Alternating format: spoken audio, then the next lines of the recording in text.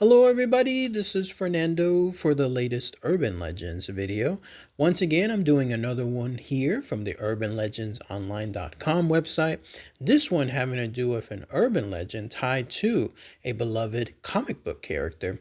In fact, when I was reading this information, this was all new to me. It's one of those things where you know about certain characters out there in the world, you know about the popularity associated with them, but you never really know the history on it. And when you do, when you actually come about that information, it's very, very surprising.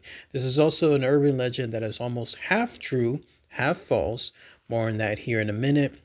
But again, fascinating stuff all around, so I'm very glad to share it here. In fact, this is the urban legend. It says, Popeye the Sailor Man was really Frank Rocky Fiegel from Chester, Illinois. And you're looking at a representation of it here. So let's go ahead and let's talk about this urban legend. And then again, I'll give my thoughts and opinions on it afterward. Those of you that are fans of this character, Popeye the Sailor Man, let me know about your comments too. So here's what it says. Popeye the Sailor Man was a squinty-eyed sailor who was the main character of a comic created in the late 1920s by E.C. Segar. Like many beloved characters, he didn't begin as the star of the story. He was a minor character hired to be a part of a ship's crew. While he was only meant to be around for a few strips, the Popeye character quickly became very popular and the focus of the strip. Popeye eventually won the heart of the originally unimpressed and at times fickle Olive Oyl and becomes the adopted father of Sweepy, a baby he finds in the mail. L.Z. Segar, the creator of the comic, knew a man in Illinois named Frank Rocky Fiegel, who inspired the character Popeye. Frank Rocky Fiegel was born on January 27, 1868 in Poland. He was a retired sailor contracted by Wybush's Tavern in the city of Chester, Illinois, to clean and maintain order. He had a reputation to always be involved in fighting, so he had a deformed eye, hence Popeye.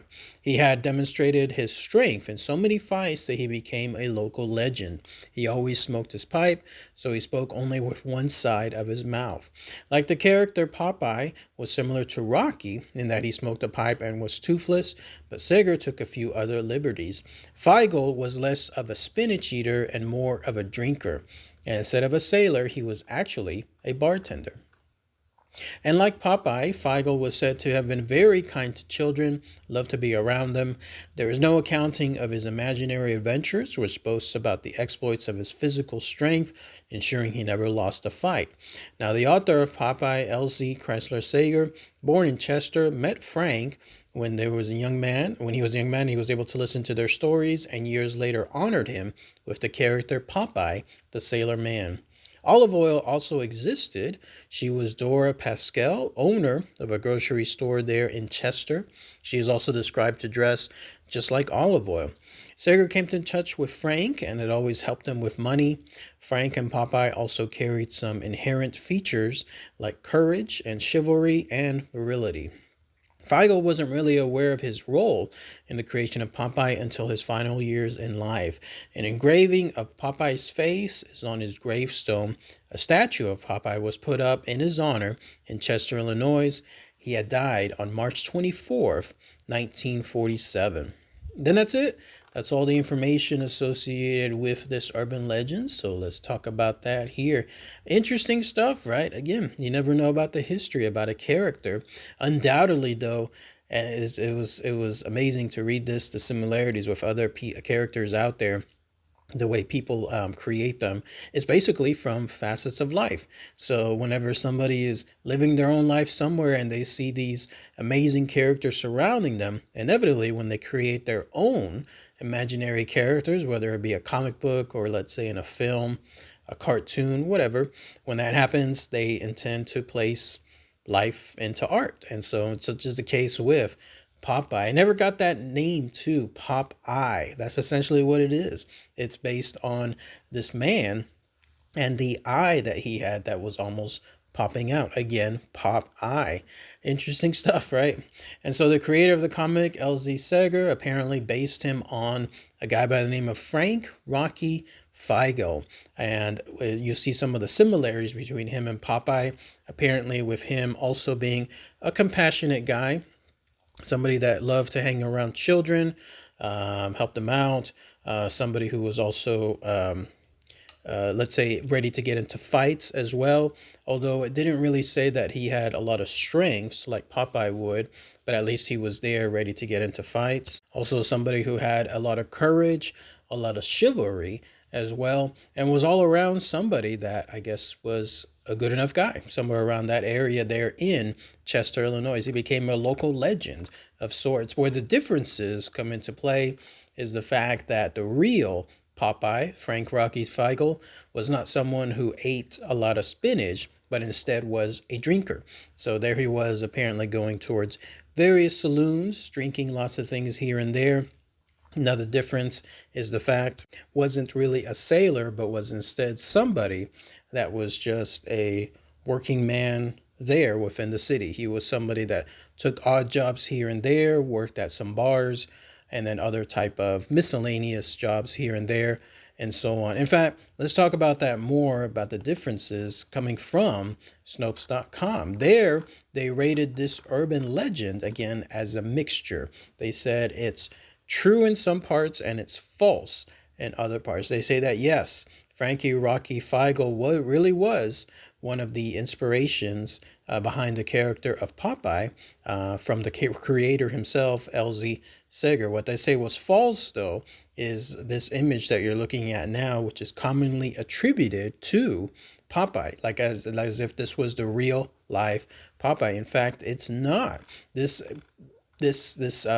photo itself that you're looking at is actually from an unknown soldier. And in fact, what's interesting about this was that it is a anonymous sailor that was aboard the HMS Rodney. Not only that, but it was taken in 1940. So if you use some basic math there, Fiegel, again, the real life Popeye, would have been about in his 70s during the same exact time that this photograph was taken. That doesn't really look like somebody that is in his 70s. There doesn't seem to be an identity, again, associated with who this person is. But ever since it was, quote unquote, identified as the real life Popeye sometime in the past, it just pretty much stuck then. But if you wanted to know who he really looked like, you're basically looking at it here. This is the real life Frank Fiegel, the guy who was, again, the inspiration for Popeye.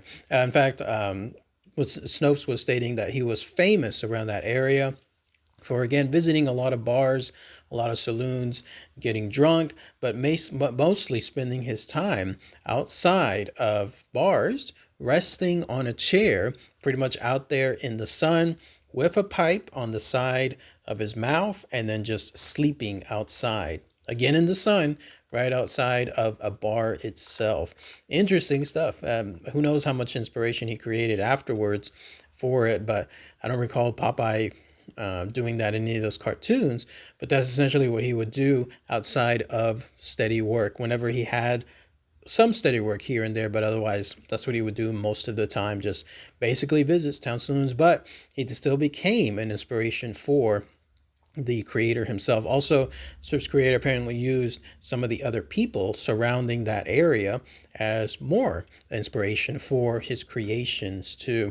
If you ever wonder what happened again to the guy that inspired Popeye, Mr. Frank Rocky Fiegel, as it turns out, he ended up dying pretty much not unknown, but not known at the same time. This is because 7 years before he died, the creator of Popeye, Mr. L.C. Seger, had essentially told him finally that yes, he was truly the inspiration for Popeye. All that time, the guy apparently did not know about it. I'm not sure if he ever really saw one of the cartoon strips, or if anybody showed him and say, you kind of look like him, or you kind of act like him, anything like that. But either way, he got told that information a couple of years before the creator ended up dying, and it was only towards that end that he realized the popularity associated with it. But even then, he ended up dying almost anonymous. There was apparently a gravestone that was given to him, but it was unmarked. Nobody really knew about his life and his death afterwards because of it. But back in 1996, that's when a headstone was created in honor of his final resting place. In fact, you're looking at it here. It was a 1929 version of Popeye that was placed right there on that gravestone.